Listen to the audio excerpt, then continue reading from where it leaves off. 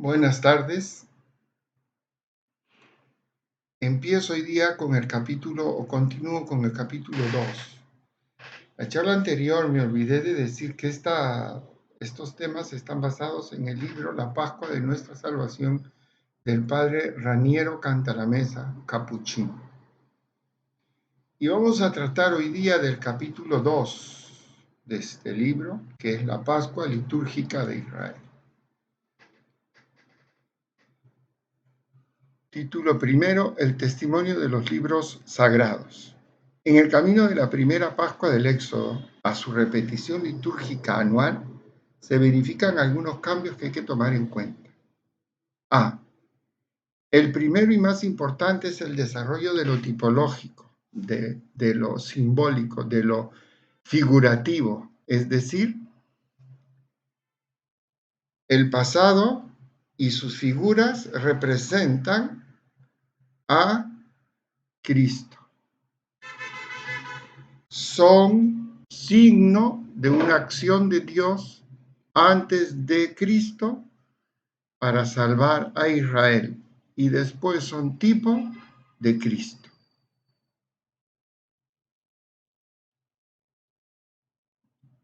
Pues en esto se da un sentido simbólico y espiritual que regenera continuamente unos ritos que tienden a fosilizarse y perder su significado primitivo o quedarse en él sin actualizarse.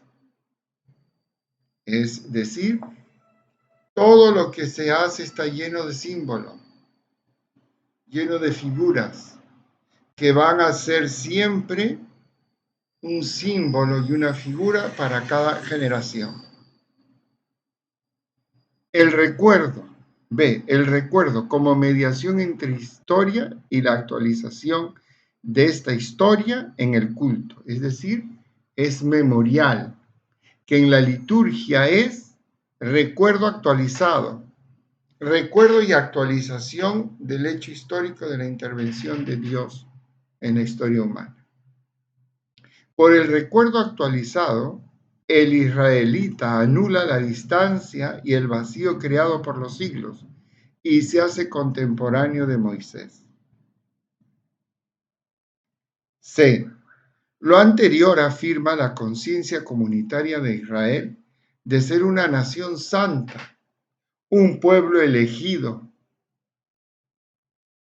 El memorial cultual, no cultural, viene de culto, no viene de cultura. El memorial cultual es el lugar en el que se asoman y perpetúan las realidades históricas de la propia elección y de la alianza, haciéndose presentes. Es decir, yo también soy parte de esta historia. Dios también me ha liberado. Dios también ha pasado por mi vida. Esto es indispensable para entender la Pascua cristiana. D. Las fuentes para documentar esta transformación son dos: el Antiguo Testamento y las fuentes extra bíblicas, rabínicas y apócrifas. Es decir, el Antiguo Testamento, y hay dos fuentes extra bíblicas, las rabínicas y las apócrifas. Las rabínicas son las que vienen de los maestros de la ley, de los maestros de la espiritualidad judía. Y las apócrifas son los libros que no están en el canon del Antiguo Testamento.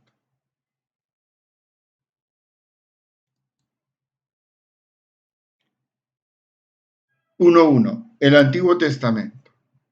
Se distingue la Pascua del Israel no centralizado de la del Israel centralizado y la Pascua post-exílica. Esto hay que ir abriendo las antenas para entender bien. Israel no centralizado. Basada en Éxodo 12, fiel a la Pascua mosaica, fiesta doméstica, sin intervención de sacerdotes y distinta de la fiesta de los ácimos. Esta de origen agrícola y adaptada después de la conquista de Canaán. Adoptada después de la conquista de Canaán. Israel centralizado, basada en Deuteronomio 16, 1 al 8. Está ligada indisolublemente a los ácimos y fusiona lo pastoril, primicias del rebaño, y lo sedentario, primicias del campo. Ya Israel ha dado el paso de ser nómade a ser sedentario, a establecerse. La novedad es que se ha convertido en una fiesta de peregrinación, ya no tribal ni familiar, sino nacional, que solo se puede celebrar en Jerusalén y por los sacerdotes oficiales. Es un recuerdo de la salida de Egipto, de la elección y de la redención, y no del paso salvífico de Yahvé que salva a los primogénitos judíos. La Pascua post-exílica es la que se da después del exilio. Acuérdense que ellos son llevados a Babilonia por 70 años y después vuelven. Esta Pascua post-exílica lleva la conciencia del pecado del pueblo, del pecado de Israel, como fruto de la predicación profética y la experiencia dolorosa del destierro, que es fruto de la infidelidad del pueblo, yéndose detrás de los ídolos, siendo infiel a Yahvé. Se acentúa la expiación, que está ausente en la Pascua primitiva. El nuevo espíritu se capta en Ezequiel 45, 21 al 23.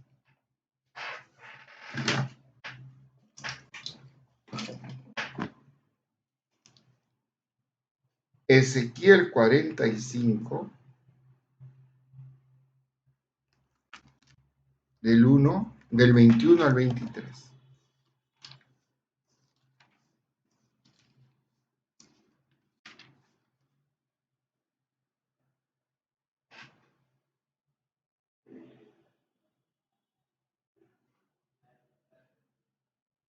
El día 14 del primer mes será para ustedes la fiesta de la Pascua.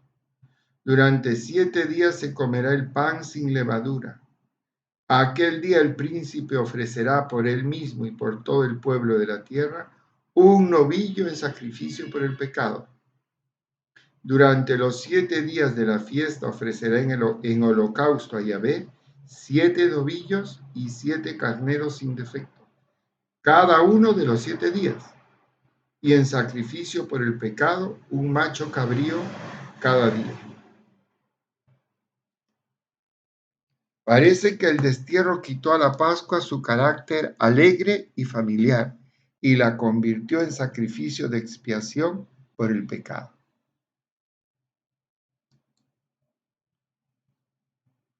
Entonces vamos viendo que la Pascua sigue llenándose de densidad de contenidos.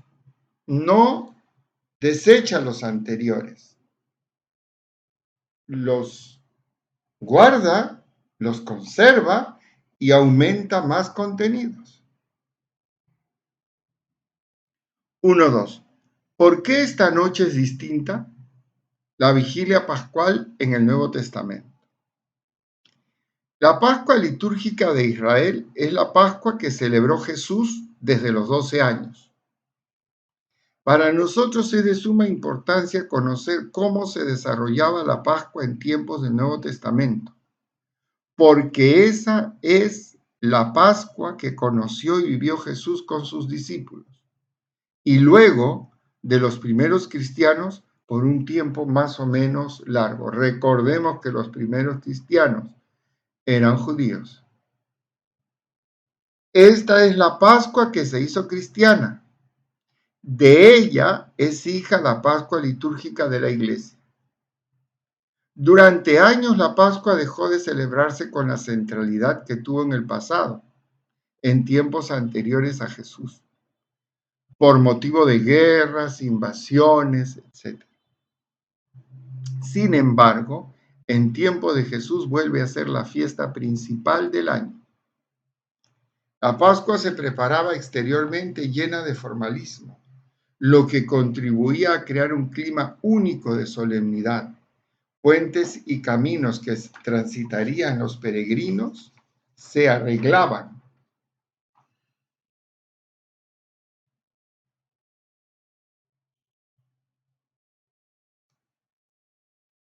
Al igual que las casas que los alojarían. Los sepulcros se blanqueaban y se tomaban todo tipo de precauciones para asegurar la pureza ritual. Esto se ve claramente en Juan 18:28.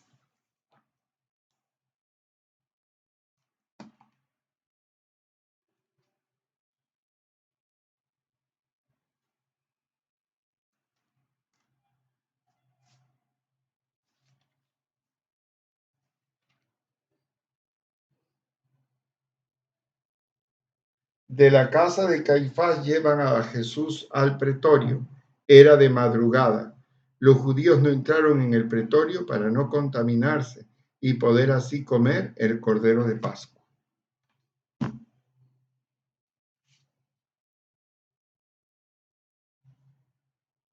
El 14 de Nisan, desde el amanecer hasta la caída de la tarde, tenía lugar en el templo la matanza de los corderos. Es decir, los hombres comenzaban a ir al templo y se formaban largas, cada uno con su cordero. Y se formaban largas colas, iban entrando de a pocos y hacían cola. Iban entrando en grupos, según los sacerdotes les permitían entrar, y ellos eran los que mataban al cordero. Claro, los sacerdotes no se hubieran abastecido. Entonces, ellos mismos tomaban y mataban al cordero. Cada israelita haciendo cola mataba a la víctima propia, mientras los sacerdotes recogían parte de la sangre en vasijas de oro y la esparcían a los pies del altar. Así se sustituía la aspersión de los dinteles y era expresión del carácter sacrificial y redentor de la paz. Entonces, desde la mañana hasta el atardecer, miles de judíos iban cada uno con su cordero, haciendo cola en el templo para sacrificarlo delante de los sacerdotes que no se abastecían, y mataban todos en turnos. Los sacerdotes cogían parte de la sangre, la echaban en el altar y ya era el simbolismo de haberlo echado en el dintel. El altar hacía las veces del dintel que mandaba la antigua Pascua.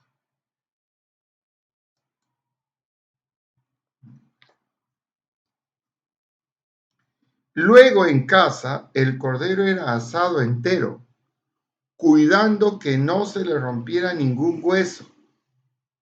Se acompañaba de hierbas amargas, pan ácimo y una salsa de higos, dátiles, uvas, pasas, etc. En un plato común en el que cada uno mojaba su propio bocado. Vamos a ver Mateo 26:23.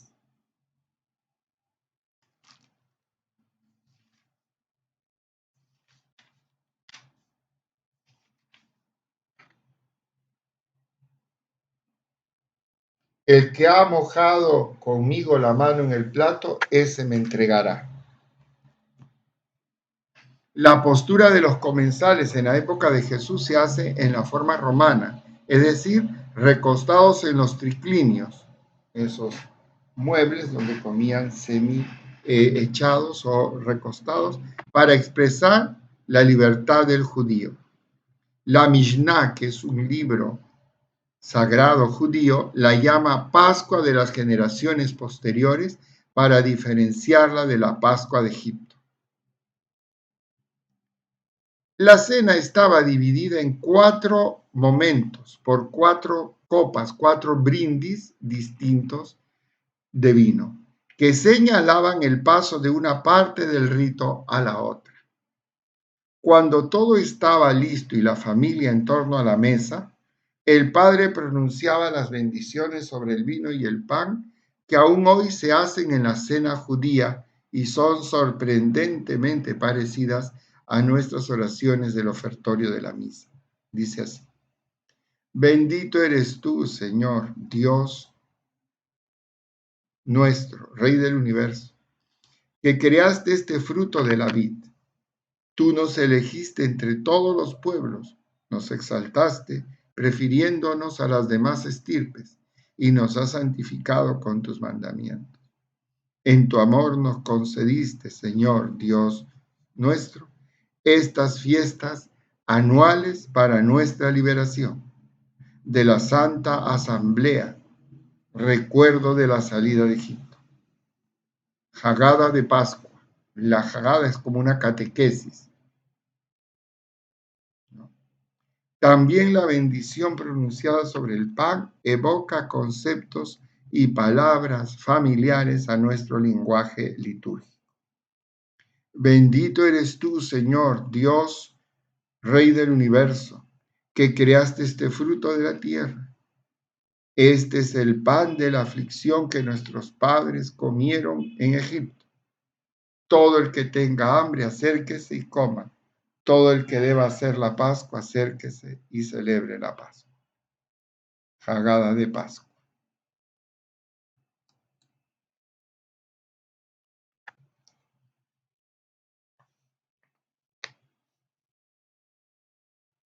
Entre la primera y la segunda copa se desarrollaba la liturgia de la palabra y se abría con la pregunta tradicional y ritual del hijo más joven: ¿por qué esta noche es diferente a las demás noches?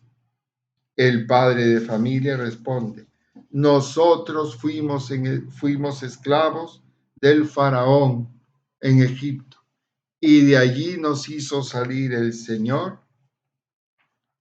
con mano fuerte y brazo extendido. El nosotros marca la particularidad del culto judío, remarcada por Gamaliel I o Gamaliel II. En cada generación, cada uno tiene que considerarse como si él mismo hubiera salido de Egipto, porque el Santo Dios, bendito sea Él, no solo liberó a nuestros padres, sino que también nos liberó a nosotros con ellos. Los profetas prepararon esta idea con su predicación al hablar al pueblo como si fueran la generación que salió de Egipto. Los profetas hablaban a los judíos como si ellos fueran el pueblo que salió y que estuvo 40 años en el desierto. Ellos actualizaban la acción de Dios a cada generación. La liturgia hace actuales los acontecimientos del pasado, o al revés, nos hace contemporáneos del pasado, de Moisés y de todos los que salieron de Egipto. Pasado a terreno cristiano, esto significa que la liturgia debe hacernos contemporáneos de Jesús.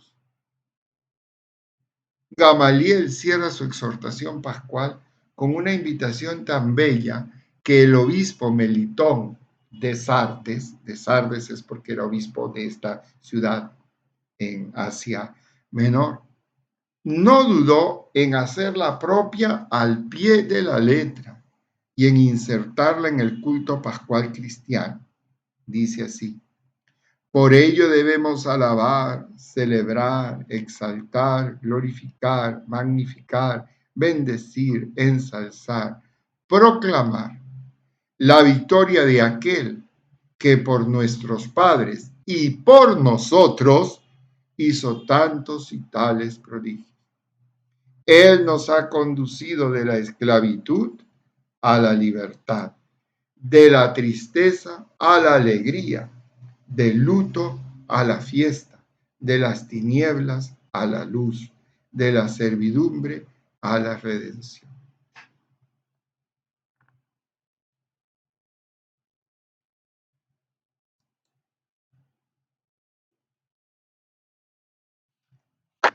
La Pascua judía de esta época está impregnada de la idea de la redención, expresada en palabras como libertad, alegría, fiesta, luz. conceptos que Pablo hará suyos para celebrar la redención de Cristo. Redención es igual a salvación. Al final de esta liturgia de la palabra se iniciaba la cena propiamente dicha, que debía terminar antes de la medianoche en recuerdo de la salida de Egipto. Eso no significaba que no se podían quedar de sobremesa conversando, pero ya la cena como tal debía acabar hacia la medianoche. Luego venía la tercera copa o cáliz de bendición. Según algunos, con ella habría que relacionar la institución de la Eucaristía. Luego, una cuarta copa, con el canto de los salmos restantes del Gran Jalel, que son los salmos que van del 113 al 118 del Salterio, lo cual ponía fin a la cena pascual. En ese momento preciso es cuando Cristo sale del cenáculo para ir a Getsemaní a prepararse para la pasión. Esa noche terminaba la Pascua antigua y comenzaba la nueva y definitiva. Tras la destrucción de Jerusalén, el judaísmo se preocupó de conservar por escrito todo lo concerniente a la Pascua y al Seder, que es el ritual de la cena pascual, algo así como nuestro ritual de la Semana Santa, especialmente el de la vigilia pascual. Es decir, cuando el templo se destruye y no hay sacerdocio, ellos quieren conservar la Pascua y conservan por escrito todo lo que recordaban de la Pascua y del ritual de la cena pascual. Algo así como nuestro ritual de la Semana Santa, que está fijo en el misal romano, y especialmente el de la vigilia pascual.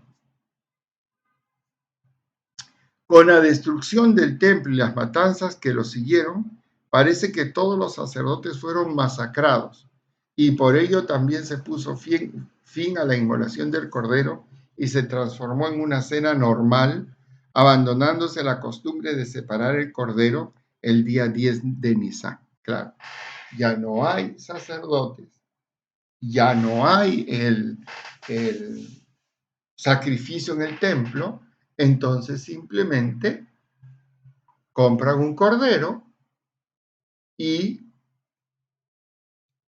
lo comen en familia, dentro del ritual estricto de la cena pascual o de la cena del sábado, la cena del sábado, en la cual cualquiera puede participar. Si ustedes tienen amigos judíos, les pueden decir que los inviten a celebrar el sábado. El sábado es el viernes por la noche, cuando ellos celebran el sábado, o en su Pascua.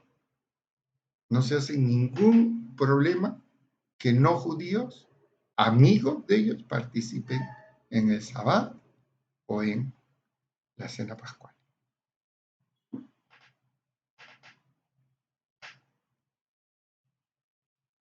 Las fuentes rabínicas, así como el apócrifo libro de los jubileos, nos ofrecen un cuadro de cómo se celebraba la Pascua judía en tiempos de Jesús y en los siglos posteriores en las comunidades judías de la diáspora.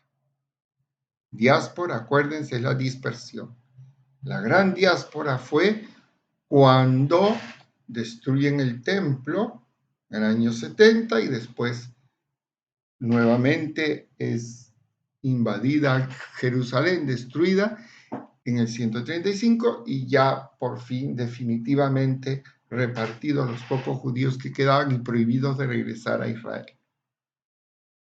La diáspora, la dispersión.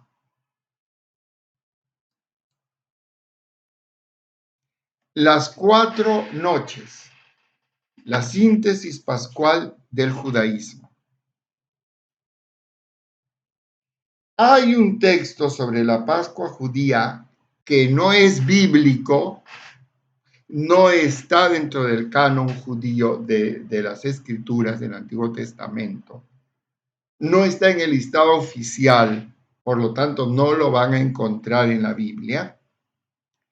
Hay un texto sobre la Pascua judía que ha tomado relieve en los últimos estudios y se llama Poema de las 4 noches.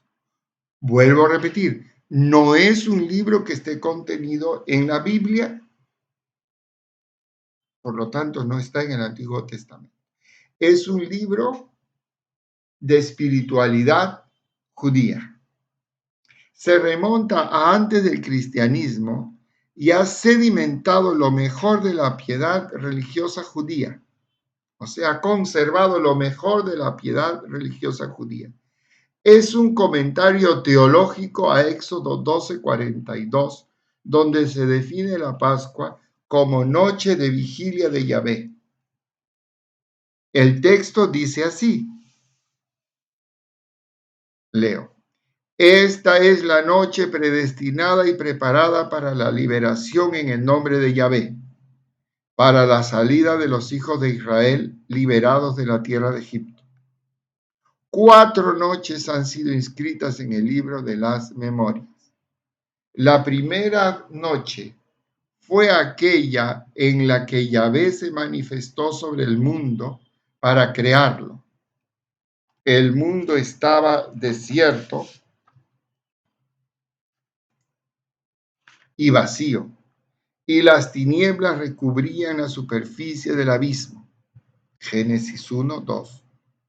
La palabra de Dios era luz e iluminaba, y la llamó noche primera. La segunda noche fue cuando Yahvé se manifestó a Abraham a la edad de 100 años y a Sara su mujer que tenía 90 años. Génesis 17:17. Para que se cumpliera lo que dice la Escritura. ¿Acaso Abraham a la edad de 100 años podrá generar y su esposa Sara a la edad de 90 concebir? Isaac tenía 37 años cuando fue ofrecido en el altar. Los cielos descendieron y se abajaron, e Isaac vio la perfección y sus ojos quedaron deslumbrados por sus perfecciones, y la llamó noche segunda. Es un poema, no es un libro revelado, porque no está contenido en el Antiguo Testamento. La tercera noche fue cuando Yahvé se manifestó contra los egipcios en medio de la noche. Éxodo 12:29, Sabiduría 18. Su mano mataba a los primogénitos de los egipcios y su derecha protegía a los primogénitos de Israel para cumplir la palabra de la Escritura. Israel es mi hijo primogénito. Éxodo 4:22. Y la llamó noche tercera. La cuarta noche será cuando el mundo, llegado a su fin, sea destruido. Los yugos de hierro se romperán y serán aniquiladas las generaciones de la impiedad.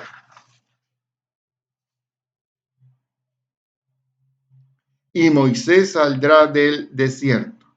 Hay una laguna en el texto y continúa. Uno caminará al frente del rebaño y otro sobre la cima de una nube. Y su palabra avanzará entre los dos y caminarán juntos. Es la noche de la Pascua por el nombre de Yahvé, noche fijada y reservada para la salvación de todas las generaciones de Israel. Este texto poético contiene la síntesis teológica más completa y más densa de lo que significa la Pascua judía, haciéndonos conocer mejor que un texto oficial, es decir, que un texto bíblico, el ambiente espiritual que venía predisponiéndose para recibir el injerto del mensaje cristiano. Es una teología de la historia entendida como historia de la salvación. La Pascua, entre creación y parusía.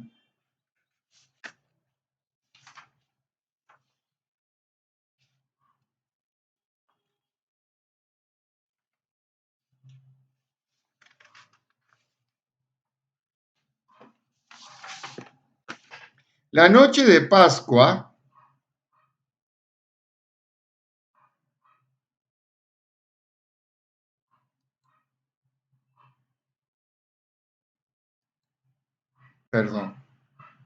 La noche de Pascua aparece como el eje de la historia.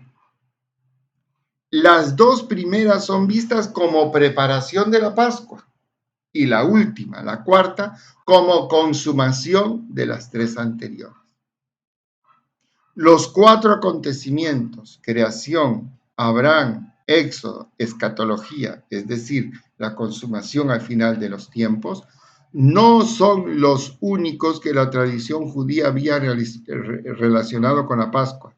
También estaba la liberación de José, la caída de Jericó, la victoria sobre Sennacherib, el ayuno de Esther, la liberación del horno ardiente, etc. Como se ve, cada rescate, cada acción salvífica de Dios tendía a ser atraído a la órbita cronológica y litúrgica de la Pascua. Entonces tenemos que ir pensando, ir tomando en cuenta toda la densidad contenida en la fiesta pascual, en la noche de Pascua. Este poema está unido por momentos sucesivos a la acción lineal de Dios que se revela salvando en cada uno de ellos, en cada uno de esos momentos, en cada una de esas personas, en cada una de esas situaciones. El tema de la revelación es el alma teológica de la síntesis. En las tres primeras noches se manifestó en la creación a Abraham y contra los egipcios. Dios brilla en las tinieblas. La Pascua es el tránsito de las tinieblas a la luz. Es lo que da sentido a la vida. Dios interviniendo en la historia humana. Dios que le da sentido al caminar del hombre. La Pascua se unió al sacrificio de Isaac por la identificación del monte Moria con el monte Sión. No se sabe dónde fue el sacrificio de Isaac o dónde iba a ser el sacrificio de Isaac. Se dijo el monte Moria, pero no se sabe si el monte Moria es el monte Sión. Pero teológicamente, espiritualmente, se unió ambos. El monte Moria se identificó con el monte Sión. El tema de la alianza con Moisés en el Sinaí y la promesa se lleva a la órbita de la Pascua, acentuándose su carácter sacrificial, acercándolo sin saberlo al cristianismo, el cual comparará a Abraham, Isaac y Moisés con Cristo. Moisés, el representante de la alianza en el Sinaí. Cristo hace la nueva alianza en él mismo. Abraham, Isaac, sacerdote o sacrificador y sacrificio. Cristo, sacerdote y víctima a la vez.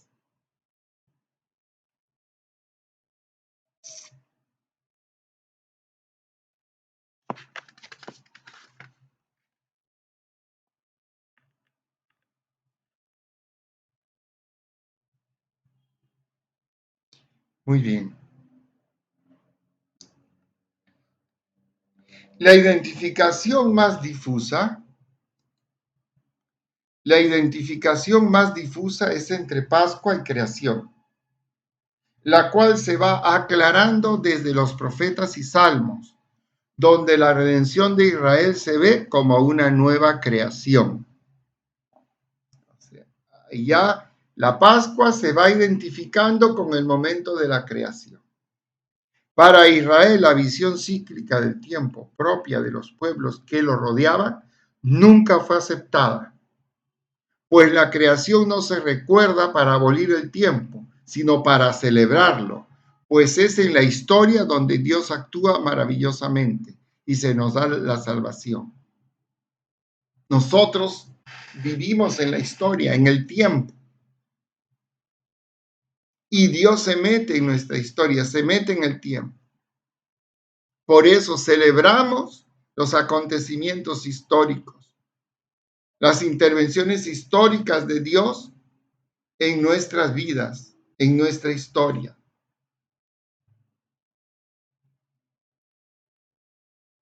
pues es en la historia donde Dios actúa maravillosamente y se nos da la salvación. Por ello, el carácter preponderante en la Pascua será siempre la alegría y la fiesta por encima del carácter purificador o expiatorio. La celebración anual de la Pascua no es una repetición cíclica, sino una celebración actualizada del misterio salvador de Dios en cada generación. En la de mis antepasados, lejanísimos, en la de mis tatarabuelos, mis abuelos, abuelos, padres, en la mía, en la de mis hijos, nietos, bisnietos, tataranietos y demás descendientes. La cuarta noche, la noche del final de los tiempos, toma una tradición que se formó después del destierro y que vinculaba la Pascua a la escatología. El recuerdo de la más grande redención de Israel, la liberación de Egipto, hacía mirar espontáneamente a la salvación futura, a la redención futura, cuando viniera el Mesías, el esperado. En conclusión, en este poema, la Pascua es el centro, el eje de la línea que va desde la protología, desde el comienzo, desde la creación, a la escatología, el fin, la consumación. Es recuerdo actualizado de lo que Yahvé ha hecho y espera de lo que Yahvé ha prometido hacer. Recuerdo actualizado de lo que hizo, las maravillas. ¿Mm? Actualizadas en mi tiempo, en mi vida, en mi generación. Y espera lo que Yahvé ha prometido hacer en un futuro, que no se sabe cuándo será. Esto se repetirá en la Pascua de Cristo. El traspaso del judaísmo al cristianismo ha tenido lugar en el contexto de la Pascua, entregándosele a Cristo todo lo que el judaísmo había reunido ideal y litúrgicamente, tiempos, acontecimientos y figuras del pasado.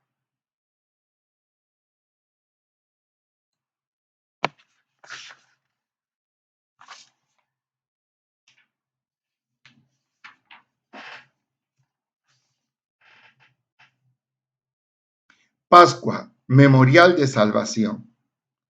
El poema concluye con esta oración. Es la noche de la Pascua para el nombre de Yahvé, noche fijada y reservada para la salvación de todas las generaciones de Israel. Es la noche histórica del Éxodo, la noche tercera, cuando Yahvé golpeó a los egipcios, noche de celebración y salvación ligada a la Pascua litúrgica. Acuérdate, es el imperativo de la religiosidad hebrea. Deuteronomio 5:15. Shema, o escucha, pero también es escucha. También es la invitación que el hombre dirige a Dios para que se acuerde de sus promesas. Es acuérdate porque escuchas. Y el hombre también le dice a Dios, tú también escucha nuestro clamor y acuérdate de nosotros. Jueces 9:18. Jueces 9:18.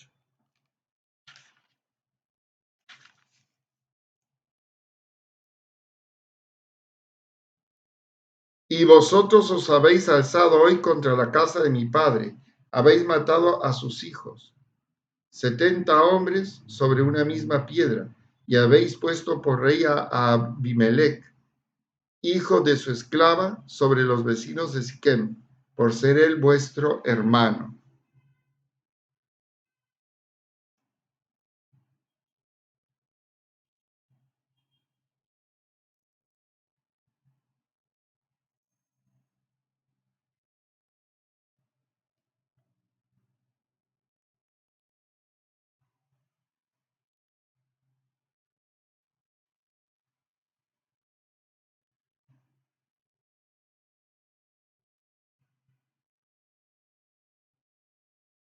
Me parece que esta cita está mal. Parece que el que me ha escrito esto no lo ha hecho, no ha hecho bien la cita.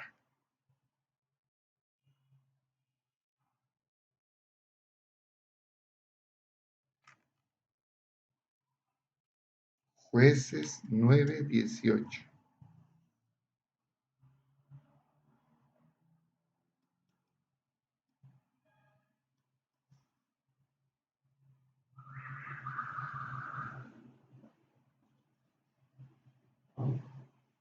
No, esta cita está fuera de lugar, disculpe.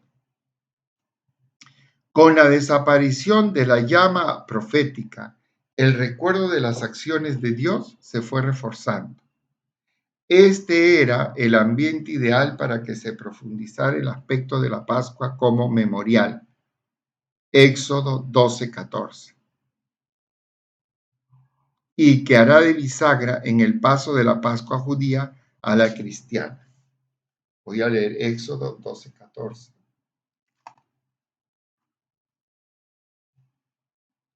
Este será un día memorable para vosotros y lo celebraréis como fiesta en honor de Yahvé de generación en generación. Decretaréis que sea fiesta para siempre. Y Lucas 22:19.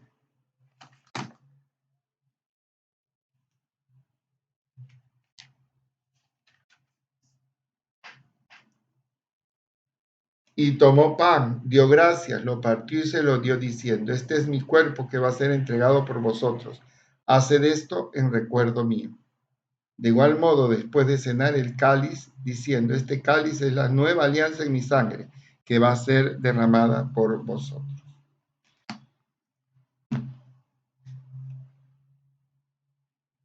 Muy bien.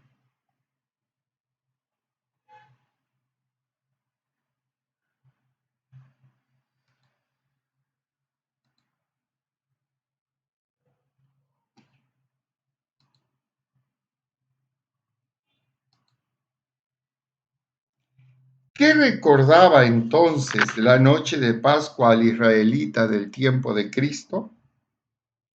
Se ha visto que desde la Pascua de Éxodo 12 a la del Deuteronomio 16, se había verificado un sensible desplazamiento de significado. Mientras la primera recordaba esencialmente el paso de Yahvé que salva a los primogénitos gracias a la sangre del Cordero, la segunda recordaba con preferencia la salida de Egipto. La oscilación se mantiene durante largo tiempo, pero en el tiempo del Nuevo Testamento se diría que hay una vuelta a lo antiguo, al contenido primitivo del recuerdo pascual. En los textos de la liturgia pascual de la Cena están presentes ambas tradiciones. Pero en el poema de las 4 noches, la noche de Pascua se ve claramente a la luz de Éxodo 12, como la noche en la que Yahvé se manifestó contra los egipcios en medio de la noche. Su mano mataba a los primogénitos de Israel. La Pascua recordaba, pues, todavía fundamentalmente el paso salvífico de Yahvé. ¿Es una Pascua de Dios o teológica? Este es también el mensaje extremo de la Pascua del Antiguo Testamento, la última vez que se habla de él en la Biblia. Para la fe, escribe el autor de la carta a los Hebreos, Moisés instituyó la Pascua con el rito de la aspersión de la sangre para que el ángel exterminador no golpeara a sus primogénitos. Memorial de inmolación, memorial de Dios que pasa y salva, gracias a la sangre de un cordero que anunciaba a Cristo, cordero sin mancha. Esta es la Pascua del Antiguo Testamento en su origen y en su punto de llegada.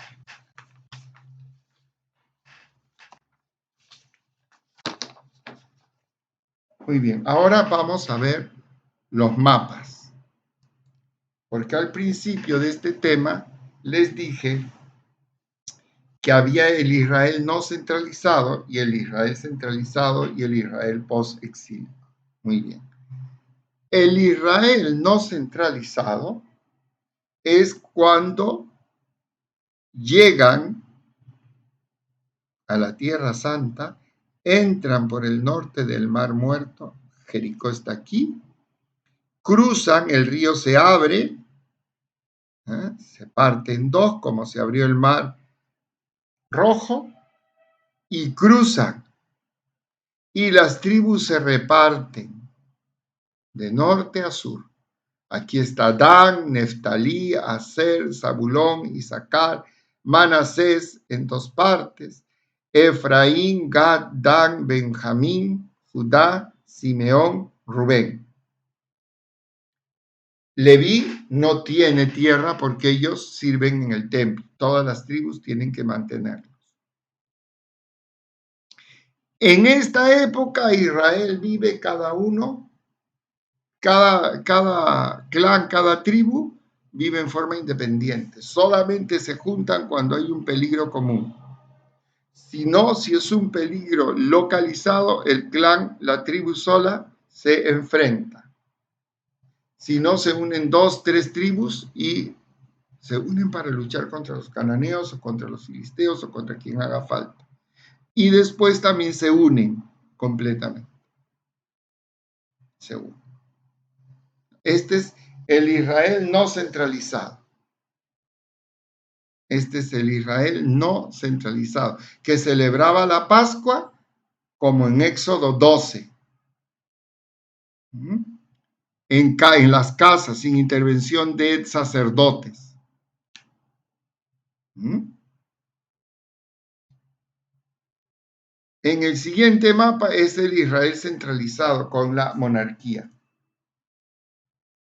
Todos están unidos bajo un mismo rey. Todas las tribus sirven al mismo rey. Primero, el reino de Saúl, el más oscuro. Después, el reino de David, el anaranjado. Y después, el reino de Salomón, que llega un poco más hacia el norte. ¿No? Esto es el tamaño de un poco más grande que Ica.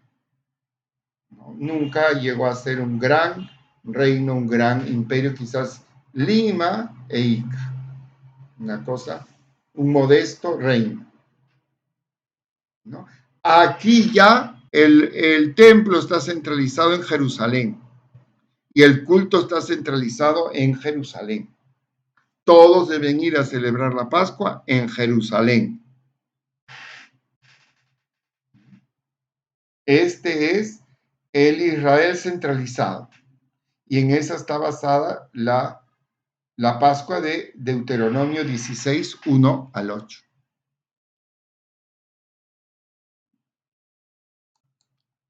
Y aquí está la época del imperio asirio. Babilonia, la capital, ¿no?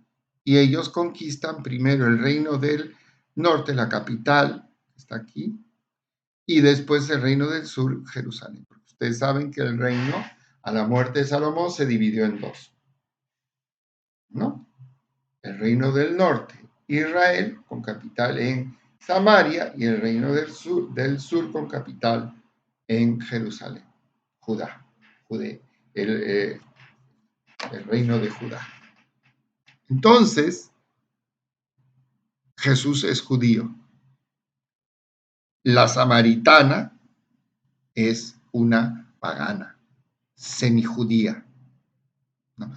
¿Por qué? Porque cuando los judíos fueron sacados de su tierra y fueron llevados a Babilonia, estuvieron ahí 70 años. ¿Qué hacían los babilonios, los asirios? Lo mismo que hacían los incas. Llevaban a un pueblo de por aquí a establecerse acá. Y al pueblo de aquí lo sacaban y lo llevaban para desarraigarlos y que no se rebelaran. Entonces, muchos pueblos paganos se establecieron acá, sobre todo en Samaria, en el reino del norte. Y habían pocos judíos, pocos israelitas. Entonces el culto se volvió semipagano. Por eso Jesús le dice a la samaritana, nosotros los judíos conocemos a quien adoramos, ustedes no.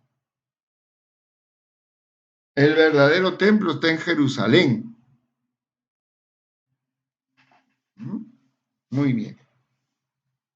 Entonces, después de esta Pascua, que es fruto del pecado y de la infidelidad, de la idolatría del pueblo, ya es una Pascua con un tinte de expiación, de perdón de los pecados. Todos esos sentidos entonces tiene la Pascua judía. Muy bien, este es el segundo tema. Muchas gracias por su atención y sigamos preparándonos para la Pascua. Que el Señor nos bendiga, nos guarde de todo mal y nos lleve a la vida eterna. Amén.